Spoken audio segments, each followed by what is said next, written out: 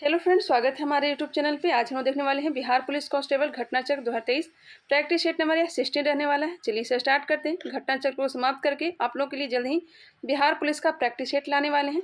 चलिए इसे स्टार्ट करते हैं। यह जो पूछा गया है 22/10/2017 सेकेंड शिफ्ट में फर्स्ट नंबर क्वेश्चन दिया गया है, सेनापति निम्न में से किस प्रकार का शब्द है। सेनापति निम्न में से किस प्रकार का शब्द है, तो यह हो जाएगा यौगिक। यौगिक हो जाएगा। ऐसे शब्द जो दो शब्दों के मेल से बनते हैं और जिनके खंड सार्थक होते हैं यौगिक कहलाते हैं। दो या दो से अधिक रूढ़ शब्दों के योग से क्या बनते हैं, यौगिक शब्द बनते हैं। जैसे कि दूध वाला, घुड़सवार, सेनापति इत्यादि। यहाँ प्रत्येक शब्द के दो खंड हैं और दोनों खंड क्या हैं, सार्थक हैं। नेक्स्ट है उषा पंखा किस प्रकार की संज्ञा है। उषा पंखा, उषा मेरे ख्याल से एक कंपनी का नाम है, फैन ये सब आता है उषा का। उसी तरह से बताइएगा इसका राइट आंसर क्या हो जाएगा। उषा जो है जो नाम आता है तो यह हो जाएगा व्यक्तिवाचक। उषा पंखा शब्द में व्यक्तिवाचक संज्ञा है। जिस शब्द से किसी एक वस्तु या व्यक्ति का बोध हो उसे व्यक्तिवाचक संज्ञा कहते हैं।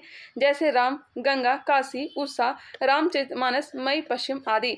नेक्स्ट है निरोग शब्द में उपसर्ग है। उपसर्ग जो है आगे लगता है, इसका राइट आंसर हो जाएगा ऑप्शन नंबर डी। निरोग का जो उपसर्ग हो जाएगा यह नी हो जाएगा। नी उपसर्ग से बने अन्य शब्द क्या हो जाएगा, तो निकृष्ट हो जाएगा। निपात, निवास, निवारण, निषेध, निदान आदि। यहाँ पे ध्यान रखें निरोग ऐसे नहीं लिखा जाता है, निरोग लिखा जाता है इस तरह से। यहाँ पे दिया गया, जबकि शुद्ध शब्द क्या है, तो निरोग है। तीव्र का विलोम शब्द है। तीव्र का विलोम शब्द हो जाएगा, तेज का हो जाएगा मंद, ऑप्शन नंबर ए। तीव्र के पर्यायवाची शब्द हो जाते हैं तेज, द्रुत और क्षिप्र। विराग का विलोम शब्द होता है राग। शीत का विलोम शब्द होता है उष्ण। नेक्स्ट है अमृत का पर्यायवाची शब्द नहीं है। अमृत का पर्यायवाची शब्द नहीं है तो यह सोम हो जाएगा, सुधा हो जाएगा, पीयूष हो जाएगा। मीठा अमृत का पर्यायवाची शब्द नहीं है। सोम, सुधा, पीयूष, अमीय, जीवनोदक, अमी, सुरभोग आदि ये सब अमृत का पर्यायवाची शब्द है। जबकि अमृत का विलोम शब्द विष होता है। अमृत का विलोम शब्द विष होता है। नेक्स्ट क्वेश्चन है निम्नलिखित विकल्पों में से शुद्ध रूप का चुनाव कीजिए। विकल्पों में से शुद्ध रूप का चुनाव करना है, यह हो जाएगा दर्पण। दर्पण इस तरह से लिखाता है। हिंदी पे ध्यान देंगे, हिंदी से भी अच्छा खासा क्वेश्चन पूछा जाता है। नेक्स्ट है और भी दिए गए हैं। शुद्ध वर्तनी के अन्य शब्द हैं दरिद्र, दुष्कर, परिशिष्ट, परितोषिक, परलौकिक, यशोगान, मस्तिष्क, भारवी, मानवीकरण, शिरोमणि, शताब्दी आदि। कहने का मतलब ये है कि आप लोग हिंदी को अच्छे तरह से लिखना सीख लीजिए। राम पेड़ से गिर गया रेखांकित शब्द के कारक भेद के उचित विकल्प को चुनिए। से, राम पेड़ से गिर गया, कर्ता ने कर्म को करण से, ये सब याद किए होंगे। इसका राइट आंसर हो जाएगा अपादान कारक, अपादान से। संज्ञा के जिस रूप से किसी वस्तु के अलग होने का भाव प्रकट होता है उसे अपादान कारक कहते हैं। जिस शब्द में अपादान की विभक्ति लगती है उसे किसी दूसरे वस्तु के पृथक होने का बोध होता है। जैसे राम पेड़ से गिर गया, तो यह अपादान कारक है। इसमें राम का पेड़ से क्या हो रहा है, अलगाव हो रहा है, अतः पेड़ में अपादान कारक है। जैसे ये भी हो सकता है राम पेड़ से गिर गया, पेड़ से पत्तियां गिर गई, पेड़ से पत्तियां गिर गई, तो ये सब क्या हो जाता है, अपादान कारक। इनमें कौन सा युग्म गलत है, इनमें से कौन सा युग्म जो है गलत है। गाड़ी, गाड़ियाँ, घोड़ा, घोड़े हो जाएंगे। वस्तु, वस्तुएं, मतलब यह बहुवचन दिया गया है। एक वचन को बहुवचन, जबकि बहन का बहने नहीं होंगे। ये क्या है, कौन सा युग्म गलत है, तो ऑप्शन नंबर सी जो है यह गलत दिया गया, बहन बहने नहीं होगा, बाकी सब सही हो जाएगा। बहन का क्या हो जाएगा, तो बहन का होना चाहिए था बहने। इसमें एक बिंदु जो है छूट गया है। नेक्स्ट है स्वर संधि के कितने प्रकार होते हैं। स्वर संधि के कितने प्रकार के होते हैं, तो स्वर संधि होते हैं 5 प्रकार के। दीर्घ स्वर संधि, गुण स्वर संधि, वृद्धि स्वर संधि, यन तथा अयादि स्वर संधि। कौन कौन सा है, दीर्घ, गुण, वृद्धि, यन तथा अयादि। दो स्वरों के मेल से उत्पन्न विकार अथवा रूप परिवर्तन को क्या कहते हैं, स्वर संधि कहते हैं। जो दूसरों का उपकार माने, जो दूसरों का उपकार माने उसे कहते हैं कृतज्ञ। क्या कहते हैं, कृतज्ञ कहते हैं। जो किए गए उपकार को नहीं मानता है उसे हम क्या कहते हैं, कृतधन कहते हैं। अनेक शब्दों का एक शब्द। नेक्स्ट क्वेश्चन है क्वेश्चन नंबर 11, जो इंग्लिश से पूछा गया है। और जो सब कुछ जानता है उसे कहते हैं सर्वज्ञ। आसानी से किया जा सकने वाला कार्य कहलाता है सुकर। आसानी से किया जाने वाला कार्य क्या कहलाता है, तो सुकर कहलाता है। नेक्स्ट है इंग्लिश है। आप लोग का कमेंट आया था कि मैम इंग्लिश को भी करवाइए, चलिए करवा देती हूँ। Which one of the following is the correct sentence? Which one of the following is the correct sentence? इसका राइट आंसर दिया गया है he does not know how to write। इसका डिटेल दिया गया है, देखना चाहें तो देख सकते हैं। नेक्स्ट है the book merchant of Venice was written by, तो यह लिखा गया है थॉमस शेक्सपियर, विलियम शेक्सपियर के द्वारा, विलियम शेक्सपियर के द्वारा। नेक्स्ट क्वेश्चन है Macbeth was a character in, Macbeth was a character in हो जाएगा शेक्सपियर ड्रामा, शेक्सपियर ड्रामा।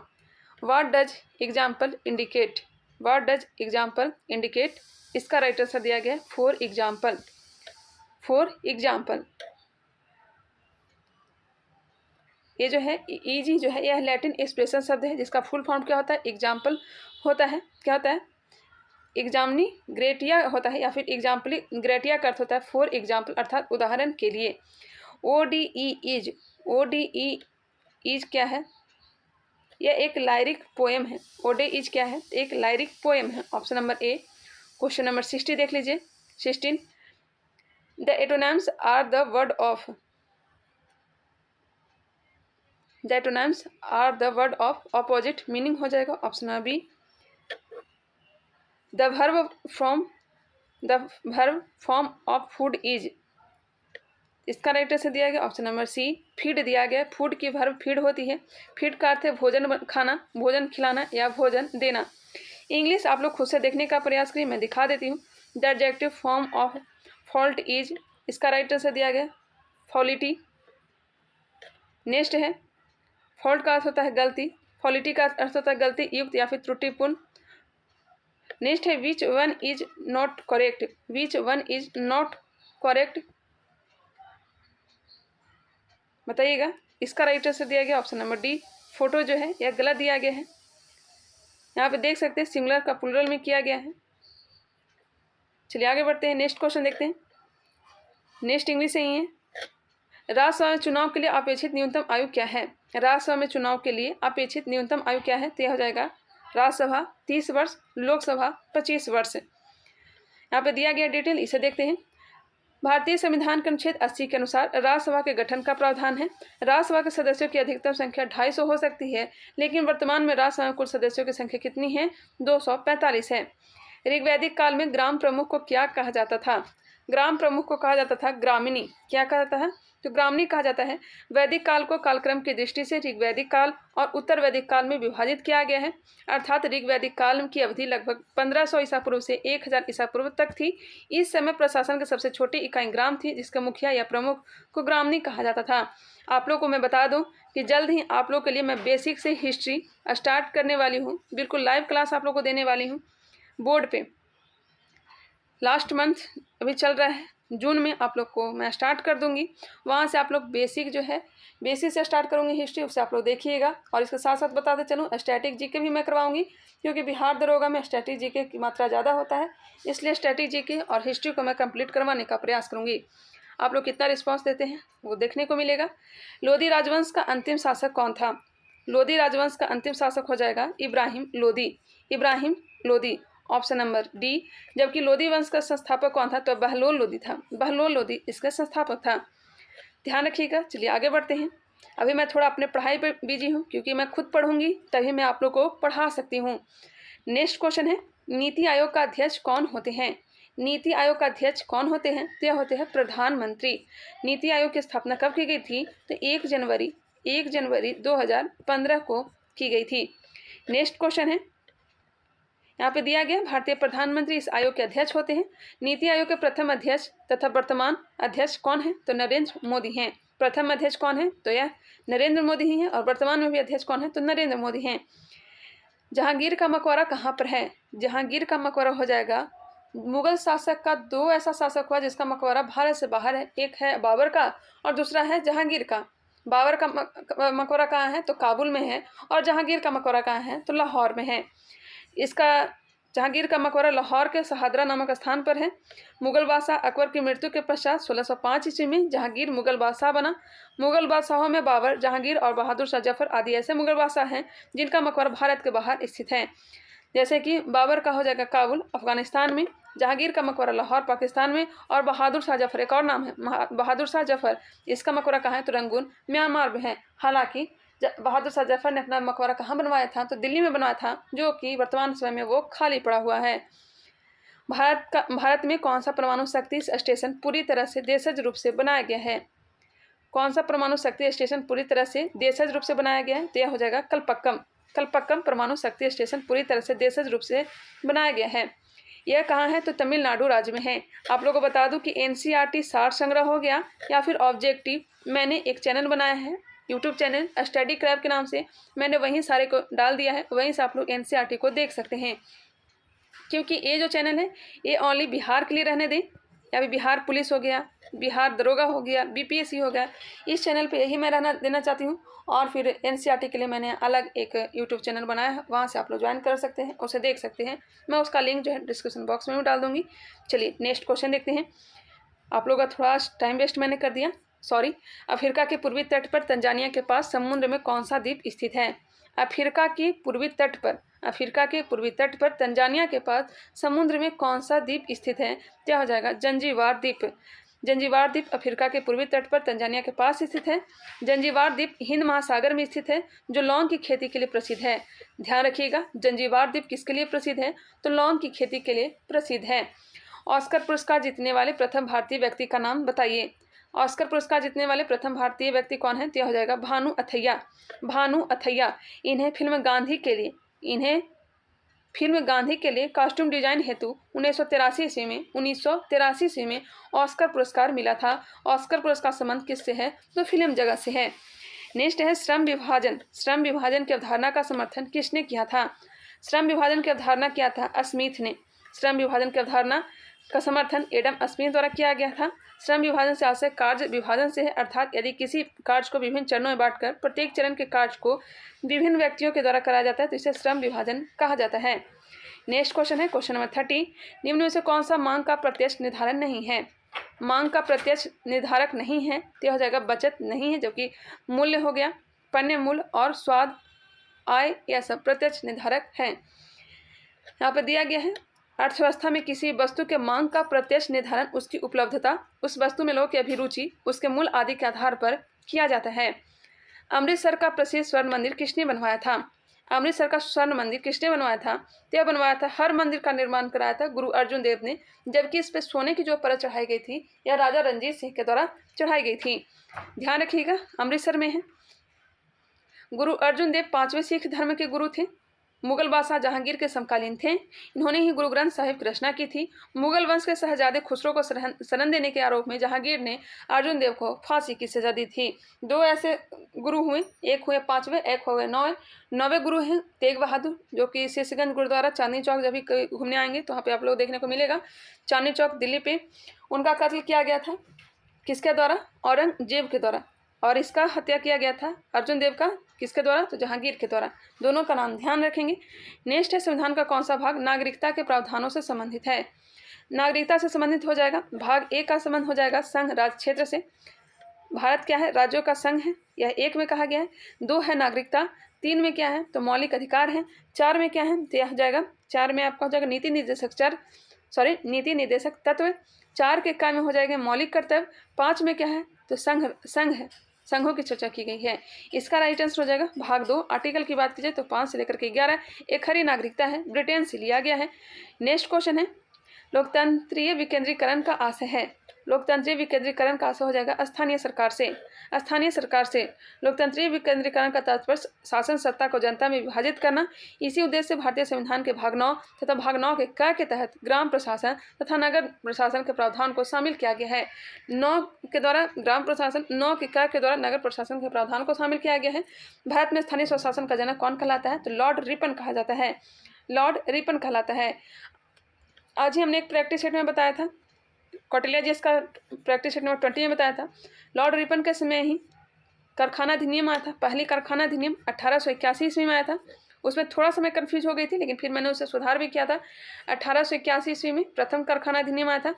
दूसरा आया था 1891 में। तीसरा आया था 1911 में। तीसरा आया था 1922 में। 1881 में पहला, दूसरा आया था 1891 में, तीसरा आया था 1911, चौथा आया था 1922, पांचवा आया था 1934 और छठा आया था 1944 में। ये ध्यान रखिएगा, पहला आया था किसके समय? तो पहला आया था रिपन के समय। दूसरा आया था किसके समय? दूसरा हो जाएगा आपका लॉर्ड हार्डिंग, दूसरा हो जाएगा 1891 के समय लॉर्ड लैंसडाउन, 1911 के समय कौन था, तो 1911 के समय हो जाएगा हार्डिंग द्वितीय। चलिए आगे बढ़ते हैं। निम्न से कौन सा हड़प्पा व्यापार केंद्र था, तो हड़प्पा व्यापार केंद्र था लोथल। कहाँ है, भोगवा नदी के किनारे गुजरात में। फारस के मोहर यहाँ से प्राप्त हुई है। सती प्रथा का यहाँ से प्रमाण भी मिलता है। हड़प्पा सभ्यता में लोथल नामक प्रस्थल व्यापार का केंद्र था। लोथल गुजरात में भोगवा नदी के तट पर स्थित है, जहाँ से गोदीवाड़ा का साक्ष्य मिला है। इसकी खुदाई का कार्य किसने किया है, तो एस.आर. राव ने किया है। एस.आर. राव ने किया है। नेक्स्ट क्वेश्चन है, राजनीति के निम्न निर्देशक सिद्धांतों में से कौन सा गांधीवादी दर्शन पर आधारित था। राजनीति के निम्न निर्देशक सिद्धांतों में से कौन सा गांधीवादी दर्शन पर आधारित था, क्या हो जाएगा, ग्राम पंचायतों का आयोजन। ग्राम पंचायतों का आयोजन, ऑप्शन नंबर ए। भारतीय संविधान के भाग 4 के अनुच्छेद 36 लेकर 51 तक में राज्य के नीति निर्देशक सिद्धांतों का प्रावधान किया गया है। यह आयरलैंड के संविधान से लिया गया है। नीति निर्देशक तत्वों को गांधीवादी, समाजवादी तथा उदार भौतिकतावादी वर्गों में विभाजित किया गया है, जिसमें ग्राम पंचायतों का गठन गांधीवादी दर्शन पर आधारित है। भारतीय संविधान का अनुच्छेद 40 जो है यह ग्राम पंचायत से संबंधित है। भारत में आधारित लोकतंत्र निम्न में से कौन सुनिश्चित करता है। भारत में आधारित लोकतंत्र कौन सुनिश्चित करता है, क्या सुनिश्चित करता है, पंचायती राज। पंचायती राज आधारित लोकतंत्र सुनिश्चित करता है। आधारित लोकतंत्र से अभिप्राय राजनीतिक प्रक्रिया में समान लोगों को भागीदार बनाने से है, जिससे कि लोकतंत्र की मूल अवधारणा लोगों के लिए लोगों द्वारा लोगों पर शासन व विकेंद्रीकरण को साकार किया जा सके। जब्ती प्रणाली के अंतर्गत वास्तविक उत्पादन का कितना अंश राज्य की मांग के रूप में निर्धारित किया गया था, क्या निर्धारित किया गया था, 1/3। जब्ती प्रणाली मुगल काल में प्रचलित भू राजस्व की पद्धति थी, जो मूलतः अकबर के शासनकाल में प्रचलित थी। इस प्रणाली के तहत वास्तविक उत्पादन का 1/3 राज्य की मांग के रूप में किसानों से वसूल किया जाता था। वांडीवाज का युद्ध 1760 में हुआ था, किसके बीच हुआ था, तय हुआ था ब्रिटिश एवं फ्रांसीसियों के बीच। ब्रिटिश ने फ्रेंच को हराया था। ब्रिटिश ने किसे हराया था, तो फ्रेंच को फ्रांसीसियों को हराया था। वेदरा का युद्ध होता है 1 वर्ष पहले ही 1759 ईस्वी में। वेदरा का युद्ध होता है किसके बीच, ब्रिटिश और डच के बीच, और ब्रिटिश ने डच को हराया था। नेक्स्ट क्वेश्चन देखते हैं, फ्रांसीसी सेनापति कौन था, तो काउंट डी लाली था। नेक्स्ट क्वेश्चन है, कर्क रेखा नहीं गुजरती है। थोड़ा सा वीडियो का स्क्रॉल करके देखिएगा। मैंने एक देशांतर रेखाएं, अक्षांश रेखाएं मैंने पढ़ाया है, वहाँ मैंने आप लोग को याद करवाने का प्रयास किया है। मैं उसका लिंक जो है डिस्क्रिप्शन बॉक्स में भी डाल दूंगी। कर्क रेखा पर स्थित देश, मकर रेखा पर स्थित देश और विषुवत रेखा पर स्थित देश, क्योंकि यहाँ से हर बार एग्जाम में पूछे जाते हैं, कोई भी एग्जाम हो उसे आप लोग याद रखेंगे। कर्क रेखा नहीं गुजरती है पाकिस्तान से नहीं गुजरती है। उत्तरी गोलार्ध में 23.5 डिग्री उत्तरी अक्षांश को कर्क रेखा कहा जाता है, जो कि कहाँ से गुजरती है बताइएगा। यहाँ पे दिया गया है, भारत, बांग्लादेश, म्यांमार, संयुक्त अरब अमीरात, सऊदी अरब, लीबिया, मैक्सिको, अल्जीरिया, माली, ताइवान, ओमान आदि देशों से गुजरती है। नेक्स्ट है, विकासशील देशों की निम्न समस्याओं में से कौन सी नहीं है। विकासशील देशों की निम्न समस्याओं में से कौन सी नहीं है, प्रौद्योगिक विकास का निम्न स्तर, अर्थव्यवस्था की विविधता का अभाव, वृद्धावस्था वाली आबादी का उच्च अनुपात, यह नहीं है। ऑप्शन नंबर सी इसका राइट आंसर हो जाएगा। जबकि दुर्बल औद्योगिक आधार है, प्रौद्योगिक विकास का निम्न स्तर है, अर्थव्यवस्था की विविधता का अभाव है। नेक्स्ट क्वेश्चन देखते हैं, इसे देखना चाहें तो देख सकते हैं। नेक्स्ट क्वेश्चन है, निम्न से कौन सी नदी दक्षिण से उत्तर की ओर बहती है। दक्षिण से उत्तर की ओर बहती है कौन सी नदी, यह हो जाएगा भारत में सोन, चंबल, बेतवा, केन आदि नदियाँ जो है, सोन, चंबल, बेतवा, केन, सोन, चंबल, बेतवा और केन जो नदियां हैं यह दक्षिण से उत्तर की ओर प्रवाहित होती है। ऑप्शन के अनुसार से हो जाएगा option number C. Next question है, यहाँ पे दिया गया है, उत्तरवाहिनी नदियों में सोन नदी गंगा की सहायक नदी है, जो अमरकंटक पहाड़ी से निकलती है, जबकि शेष नदी यमुना की सहायक नदी है। यमुना की सहायक नदियाँ कौन सी हैं, सोन नदी जो है यह गंगा की सहायक नदी है, शेष जबकि नदियाँ यमुना की सहायक नदी हैं। नहीं, गलत दिया गया। यमुना की सहायक नदियाँ जो ये है चंबल, बेतवा और केन, चंबल, बेतवा और केन, सॉरी ऑप्शन के अनुसार से यहाँ पे दिया गया है, उसके अनुसार से यहाँ पे लिखा गया है चंबल, बेतवा, केन जो है यह यमुना की सहायक नदी, जबकि सोन जो है यह गंगा की सहायक नदी है। कृष्णा की सहायक नदी तुंगभद्रा है। पेनगंगा, वेनगंगा जो है यह गोदावरी की सहायक नदी है। कलिंग युद्ध के बाद निम्न में से किसने महाराज अशोक के रूपांतरण को दर्ज किया। कलिंग युद्ध के बाद निम्न से किसने महाराज अशोक के रूपांतरण को दर्ज किया, तो दर्ज किया है रॉक एडिक्ट 13वां, option number D. Samrat Ashok Maurya वंश का राजा था जो बिंदुसार का पुत्र था। अशोक के 13वें शिलालेख रॉक एडिक्ट 13 में उसके कलिंग युद्ध का वर्णन है। अच्छा, यहाँ इंग्लिश दे दिया तो थोड़ा सा कन्फ्यूजन हो गया था। अभिलेख ने जो है 13वां, इसी में कलिंग युद्ध के बारे में जिक्र किया गया है। उसने लगभग 261 ईसा पूर्व में लड़ा था। 269 ईसा पूर्व में गद्दी पर बैठा था और अपने शासन के 8वें वर्ष बाद ही कलिंग युद्ध लड़ता है 261 ईस्वी में। इसकी जानकारी हमें अभिलेख 13 से मिलता है। हर्षवर्धन की आरंभिक राजधानी कहाँ थी? हर्षवर्धन की आरंभिक राजधानी जो थी यह थी थानेश्वर, और इसकी जो बहन थी राजश्री, उसके हस्बैंड का जो राज था यह कन्नौज था। बाद में फिर इसकी राजधानी कहाँ बना देता है? तो कन्नौज को बना देता है। ग्रहवर्मन जो कि क्या लगा, बहनोई लगा, उसकी मृत्यु के बाद कन्नौज को इन्होंने राजधानी बनाया था।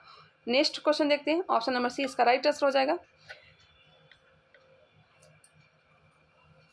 यहाँ पे दिया गया हर्षवर्धन पुष्यभूति वंश अथवा वर्धन वंश का महान राजा था। इस वंश के संस्थापक पुष्यभूति थी जिसकी राजधानी थानेश्वर थी। थानेश्वर हरियाणा में है, लेकिन हर्षवर्धन ने अपने शासनकाल में अपनी राजधानी को थानेश्वर से स्थानांतरित करके कन्नौज में स्थापित किया।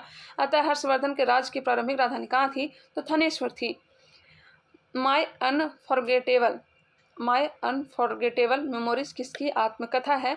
तो हो जाएगा ममता बनर्जी का। ममता बनर्जी का जन्म 1955 में पश्चिम बंगाल के कलकत्ता में हुआ था। इनकी राजनीतिक पार्टी का नाम है तृणमूल कांग्रेस। ये वर्तमान में पश्चिम बंगाल की मुख्यमंत्री हैं। दीदी के नाम से बड़ा ही फेमस है। दक्षिण सूडान की राजधानी कहाँ है? दक्षिण सूडान की राजधानी हो जाएगा जुबा। यह अफ्रीका महाद्वीप के उत्तर पूर्व में स्थित एक स्थलरूढ़ देश है। अत्यधिक प्रदूषणकारी उद्योग किस कोटि में आते हैं? अत्यधिक प्रदूषणकारी उद्योग किस कोटि में आते हैं? तो यहाँ आते हैं लाल हो जाएगा ऑप्शन नंबर बी। यहाँ पे दिया गया, थोड़ा देख लेते हैं। भारत सरकार के पर्यावरण मंत्रालय द्वारा प्रदूषण सूचकांक के आधार पर उद्योगों को मुख्यतः 4 वर्गों में विभाजित किया गया है। जैसे कि लाल रंग की श्रेणी अत्यधिक प्रदूषणकारी होती है, वही नारंगी रंग की श्रेणी होती है, हरे रंग की श्रेणी होती है और सफ़ेद रंग की श्रेणी होती है। सफ़ेद रंग की श्रेणी नए स्थापित उद्योग होते हैं। नेक्स्ट है, ऑस्ट्रेलिया में प्रभंजन हरिकेन का अन्य नाम है। हरिकेन का अन्य नाम है विली। क्या नाम है? विली। यह पवन का नाम है। ऑस्ट्रेलिया में प्रभंजन हरिकेन का अन्य नाम विली है। टाइफून चीन में आती है। बाइगुआ फिलीपींस, हरिकेन अमेरिका व कैरेबियाई प्रायद्वीप। और यहाँ क्या कहते हैं? ऑस्ट्रेलिया में विली कहते हैं। हरिकेन कहाँ का? तो अमेरिका व कैरेबियाई प्रायद्वीप में ये पवनें चलती हैं। नेक्स्ट है, व्यर्थ भूमि के अंतर्गत अधिकतम क्षेत्र वाला राज्य है तो हो जाएगा जम्मू कश्मीर। व्यर्थ भूमि के अंतर्गत अधिकतम क्षेत्र वाला राज्य हो जाएगा जम्मू कश्मीर। जम्मू कश्मीर भारत का एक पर्वतीय केंद्र शासित प्रदेश है जहाँ की अधिकांश जमीनें कंकरीली पथरीली होने के कारण कृषि कार्य योग्य नहीं है। व्यर्थ भूमि राजस्थान का भी है, लेकिन इसका आंसर दिया गया option number D. Next question है, करगम कहाँ का लोक नृत्य है? करगम यह लोक नृत्य है तमिलनाडु का। कुचिपुड़ी आंध्र प्रदेश का है। भरतनाट्यम तमिलनाडु का है। कुचिपुड़ी आंध्र प्रदेश। कथकली केरल का है। कथक कहाँ का है? उत्तर प्रदेश का है। यक्षगान कर्नाटक का है। सतरिया असम का है। मणिपुर का है। उड़िया उड़ीसा का है। ये सब ध्यान रखेंगे। टोटल 8 प्रकार के शास्त्रीय नृत्य हैं। चलिए आगे बढ़ते हैं। मोहिनीअट्टम कहाँ का है? तो केरल का है। भारत की मुख्य भाषा को किस अनुसूची में शामिल किया गया है? भारत की मुख्य भाषा को किस अनुसूची में शामिल किया गया है? तो 8वीं अनुसूची में। गौर करिएगा, मूल संविधान में 14 ही भाषा थे। 15वें भाषा के रूप में 21वां संविधान संशोधन के द्वारा सिंधी भाषा को जोड़ा गया, जबकि 71वां संविधान संशोधन के द्वारा 3 भाषा को जोड़ा गया, नेपाली, मणिपुरी और कोंकणी। वही 52वां संविधान संशोधन के द्वारा 4 भाषा को जोड़ा गया है, बोडो, डोगरी, मैथिली और संथाली। वर्तमान में भाषा की संख्या कितनी है? तो यह 22 है। कितनी है? 22 है। और इसकी जानकारी 8वीं अनुसूची में दिया गया है। 21वां संविधान संशोधन कब हुआ था? 21वां संविधान संशोधन हुआ था 1967 में। और 71वां संविधान संशोधन कब हुआ था? तो यह हुआ था 1992 में। और वही 52वां संविधान संशोधन हुआ था 2003 में। चलिए आगे बढ़ते हैं। नेक्स्ट क्वेश्चन देखते हैं। भारत के पश्चिमी समुद्र तट पर वर्षा किस मानसून में होती है? भारत के पश्चिमी समुद्र तट पर वर्षा किस मानसून में होती है? तो होती है दक्षिण पश्चिम मानसून से। दक्षिण पश्चिम मानसून अरब सागर के रास्ते भारत के केरल राज्य में प्रवेश करता है और यही मानसून भारत में सर्वाधिक वर्षा कराने के लिए उत्तरदायी है।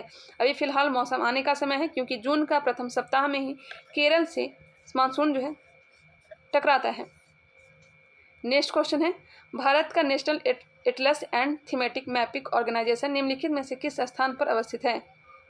भारत का national atlas and thematic mapping organisation किस स्थान पर अवस्थित है? तो अवस्थित है कोलकाता में। नेक्स्ट है, मानस वन्यजीव उद्यान कहाँ है? मानस कहाँ है? काजीरंगा कहाँ है? तो यह असम में। नेक्स्ट है, भारत के किस राज्य में बृहद तटीय रेखा है? किस राज्य में बृहद तटीय रेखा कहाँ है बताइएगा।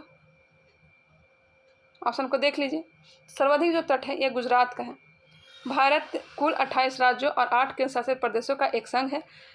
28 भारतीय राज्यों में 9 राज्य, कितने राज्य? 9 राज्य तटवर्ती राज्य हैं। इन सभी तटवर्ती राज्यों में सर्वाधिक तटीय रेखा विस्तार जो है यह गुजरात राज्य का है तथा सबसे कम जो है यह गोवा का है। नेक्स्ट है, 8470 मीटर की ऊंचाई पर विश्व का 5वां सबसे बड़ा पर्वत कौन सा है? मतलब कहने का मतलब है कि 8470 मीटर किस पर्वत की ऊंचाई है? क्या हो जाएगा? मकालू का। यहाँ पे दिया गया है विश्व का 5वां सबसे बड़ा पर्वत मकालू है, जबकि मकालू से बड़े 4 अन्य पर्वत कौन कौन से हैं? तो पहला स्थान है एवरेस्ट का, दूसरा है K2, तीसरा है कंचनजंगा और चौथा है लाहौत से। एवरेस्ट, K2, कंचनजंगा और लाहौत से। यहाँ पे दिया गया है पर्वत पृथ्वी के द्वितीय श्रेणी के उच्चावच माने जाते हैं। कागज का आविष्कार सर्वप्रथम कहाँ हुआ? बिल्कुल इजी क्वेश्चन, चीन में हुआ है। चीन देश के निवासी तसाई लून के द्वारा, इसके द्वारा तसाई लून के द्वारा कागज की खोज की गई है चीन में। भारत में अंतिम मुगल सम्राट कौन था? तो पहला जो था यह बाबर था और अंतिम हो जाएगा बहादुर शाह जफर, जो कि ऑप्शन में नहीं है, इनमें से कोई नहीं, इसका राइट आंसर हो जाएगा। यहाँ पे दिया गया है, देखते हैं थोड़ा सा। 1857 ईस्वी के विद्रोह के समय बहादुर शाह जफर ने दिल्ली में विद्रोह का नेतृत्व किया, जिन्हें हुमायूं के मकबरे से अंग्रेज लेफ्टिनेंट हडसन ने गिरफ्तार करके रंगून निर्वासित कर दिया। वहीं इनकी मृत्यु हो गई और इनका मकबरा रंगून में ही है। पहला मुस्लिम आक्रमणकारी 712 ईस्वी में भारत आया था, उसका नाम क्या था? तो यह था मोहम्मद बिन कासिम। अरबी आक्रमणकारी था। 711-12 में आया था। सबसे पहले जजिया कर को लगाया था। सिंध प्रांत पे हमला किया था। वहाँ के राजा थे दाहिर को पराजित कर दिया था। भारत में सर्वप्रथम 16 अप्रैल 1853 को प्रथम रेलगाड़ी चलाई गई। उस समय भारत का गवर्नर जनरल कौन था? तो यह था लॉर्ड डलहौजी। इजी क्वेश्चन है, लॉर्ड डलहौजी था। बम्बई से थाने के बीच यह ट्रेन चली थी। नेक्स्ट है, पंडित जवाहरलाल नेहरू की निम्नांकित कृतियों में से किस पर दूरदर्शन सीरियल बन चुका है? यह बन चुका है भारत एक खोज डिस्कवरी ऑफ इंडिया नामक पुस्तक के लेखक पंडित जवाहरलाल नेहरू थे। जेल में बैठ करके इसकी रचना किए थे। नेहरू की इस पुस्तक पर दूरदर्शन सीरियल बन चुका है। इस दूरदर्शन धारावाहिक का मूल प्रसारण वर्ष 1988 में किया गया, जिसके निर्देशक श्याम बेनेगल थे। निम्नलिखित में से किसके जलने से कार्बन डाइऑक्साइड गैस निकलती है? किसके जलने से कार्बन डाइऑक्साइड गैस निकलती है? तो ऑप्शन दिया गया है, ऑप्शन नंबर सी, हीरा के जलने से। हीरा जो है यह कार्बन का अपरूप है, जो सबसे कठोरतम प्राकृतिक तत्व होता है। इसमें चमक का कारण पूर्ण आंतरिक परावर्तन होता है। परावैंगनिक किरणों को अवशोषित किया जाता है ओजोन परत के द्वारा। सूर्य से निकलने वाली परावैंगनिक किरणों को ओजोन परत के द्वारा अवशोषित किया जाता है। ओजोन परत पृथ्वी के वायुमंडल के समताप मंडल में स्थित होते हैं। सूर्य के परावैंगनिक किरणों से त्वचा कैंसर होता है। पीतल किसके मिश्र धातु है? पीतल कॉपर और जिंक का। पीतल से बहुत सारे बनते हैं, बर्तन बनते हैं, घंटियां बनती हैं, मूर्तियां बनती हैं। बादल के गर्जन से पहले बिजली की चमक दिखाई पड़ती है, इसका कारण है? बादल के गर्जन से पहले बिजली की चमक दिखाई पड़ती है, इसका कारण हो जाएगा प्रकाश का वेग अधिक होता है।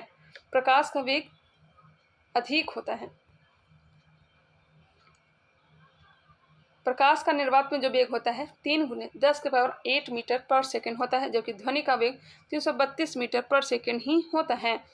नीचे दिए गए 4 माध्यमों में उस माध्यम को पहचानिए जिससे होकर ध्वनि तीव्रतम गति से यात्रा करती है। देखिए, ध्वनि जो है सर्वाधिक जो गमन करती है ठोस में करती है, उसके बाद द्रव में, उसके बाद गैस में, निर्वात में यह गमन नहीं करती है। ऑप्शन हो जाएंगे बी।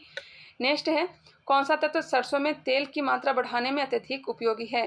कौन सा तत्व सरसों में तेल की मात्रा बढ़ाने में अत्यधिक उपयोगी है? यह हो जाएगा सल्फर पौधों के लिए आवश्यक दीर्घ पोषक तत्व है। यह सरसों के उत्पादन एवं उसमें तेल की मात्रा बढ़ाने में अत्यधिक उपयोगी होता है। माँ का दूध शिशु के लिए लाभदायक होता है क्योंकि इसमें एंटीबॉडी होते हैं। माँ का दूध शिशु के लिए आवश्यक होता है क्योंकि इसमें विभिन्न प्रकार के विटामिन एंटीबॉडी के साथ साथ प्रोटीन, वसा आदि पोषक तत्व विद्यमान होते हैं। पीयूष ग्रंथि से निकलने वाला प्रोलैक्टिन हार्मोन दूध स्रावित करने के लिए जिम्मेदार होता है। ऑक्सीटोसिन हार्मोन भी जिम्मेदार होता है। निम्नलिखित में से किसकी मात्रा बढ़ जाने पर हृदय रोग होने का खतरा रहता है?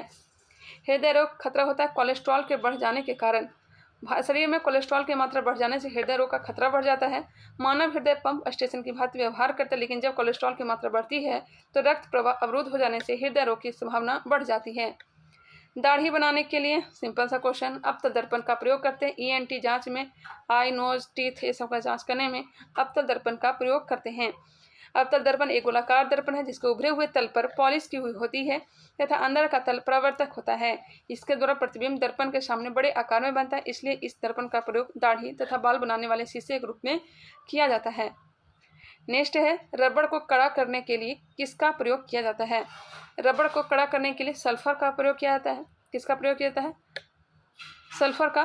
प्राकृतिक रबड़ जो होता है आइसोप्रीन बहुलक होता है। इसको वृक्ष के दूध से प्राप्त किया जाता है। इस दूध को लेटेक्स कहा जाता है, लेटेक्स। गुरुत्वीय त्वरण गुरुत्व का मान होता है, गुरुत्वीय त्वरण जी का मान होता है 9.8 मीटर पर सेकेंड स्क्वायर, 9.8 मीटर पर सेकेंड स्क्वायर। डिटेल देखते हैं। जब ऊपर से किसी वस्तु को पृथ्वी की ओर गिराया जाता है तो उस वस्तु में जो त्वरण उत्पन्न होता है उसे गुरुत्वीय त्वरण कहा जाता है। अर्थात जब पृथ्वी किसी वस्तु को अपने गुरुत्वाकर्षण शक्ति से अपनी ओर आकर्षित करती है तो पृथ्वी के गुरुत्वाकर्षण शक्ति के कारण वस्तु में उत्पन्न त्वरण को गुरुत्वीय त्वरण कहा जाता है और इसका मान 9.8 मीटर पर सेकेंड स्क्वायर होता है। नेक्स्ट क्वेश्चन है, शुष्क सेल में जो ऊर्जा संग्रहित होती है वह है? शुष्क सेल में जो ऊर्जा संग्रहित होती है वह हो जाएगा रासायनिक ऊर्जा। शुष्क सेल एक प्राथमिक सेल है। शुष्क सेल रासायनिक ऊर्जा को विद्युत ऊर्जा में रूपांतरित करता है।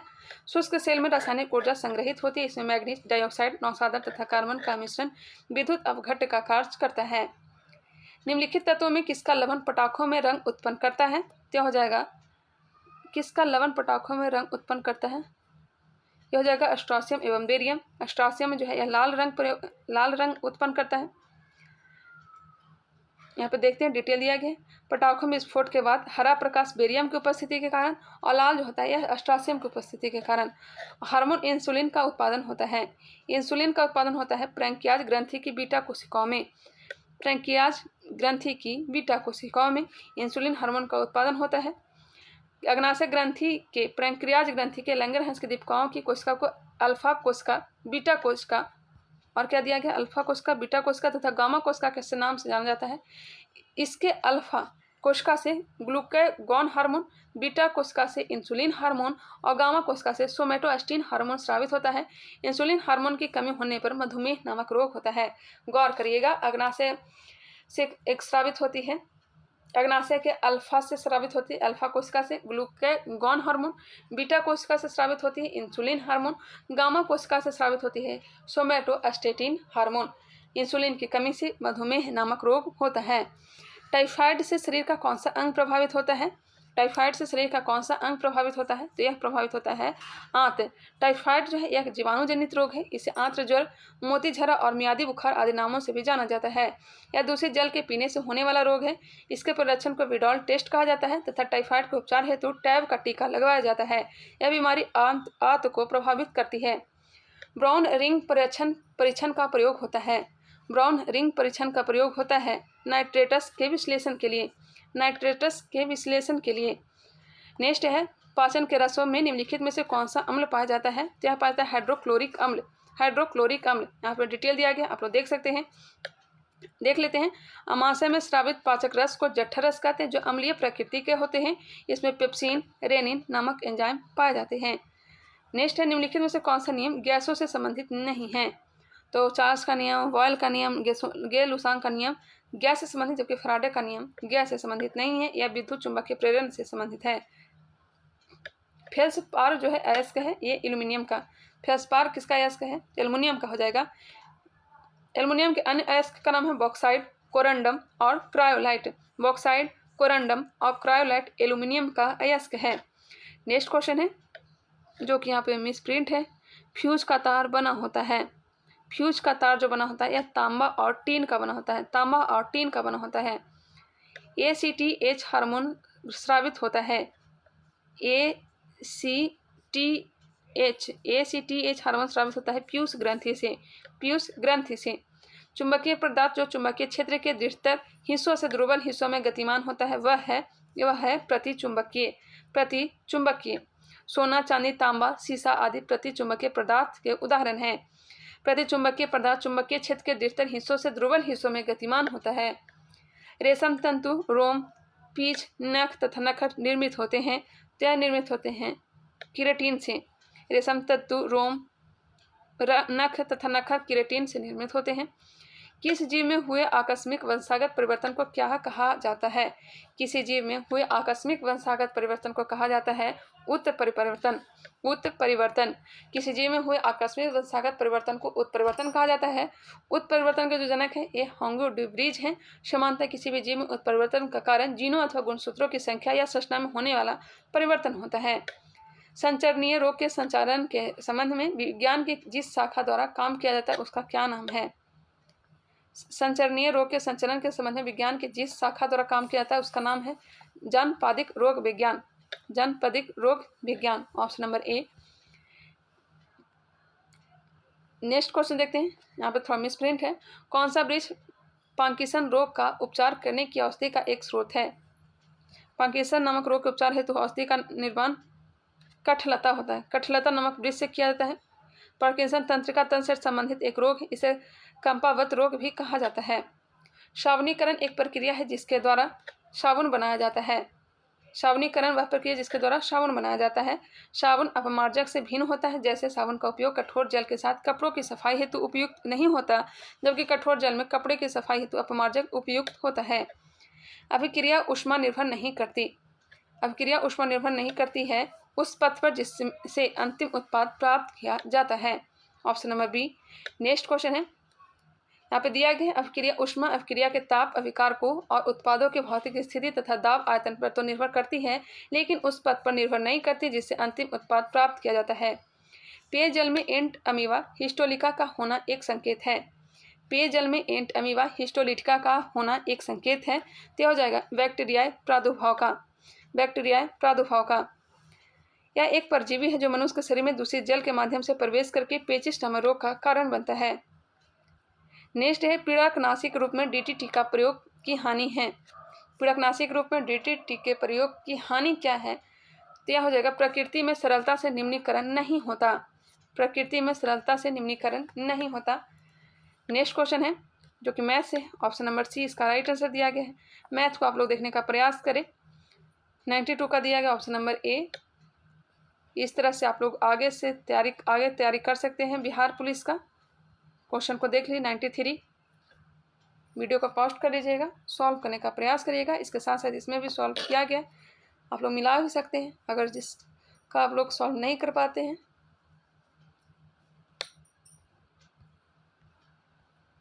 नाइन्टी 96 में प्रश्न आ गया। बिहार पुलिस का लेवल बहुत ही ज़्यादा अपर रहता है मेरे ख्याल से। बिहार पुलिस को हल्के में ना लीजिएगा। 98 नंबर का आंसर दिया गया ऑप्शन नंबर ए, और 99 का दिया गया ऑप्शन नंबर बी, और 100 का आंसर रहा option number A. I hope ये वीडियो पसंद आया होगा। अगर पसंद आया तो इसे लाइक करें, हमारे चैनल को सब्सक्राइब करें, इसे आप लोग शेयर करें। आप लोग से रिक्वेस्ट है कि इसे आप लोग शेयर करें। चलिए मिलते हैं नेक्स्ट वीडियो में, तब तक के लिए धन्यवाद। NCERT का जो भी वीडियो देखना चाहते हैं, मेरा एक चैनल है study crab STUDYCRAVE, blue colour का आप लोग को उसमें बुक मिलेगा। उससे 500 प्लस सब्सक्राइबर हैं, उससे आप लोग सब्सक्राइब कर लें। NCERT मैं वहीं पे आप करवाने वाली हूँ। चलिए मिलते हैं नेक्स्ट वीडियो में, तब तक के लिए फिर से धन्यवाद।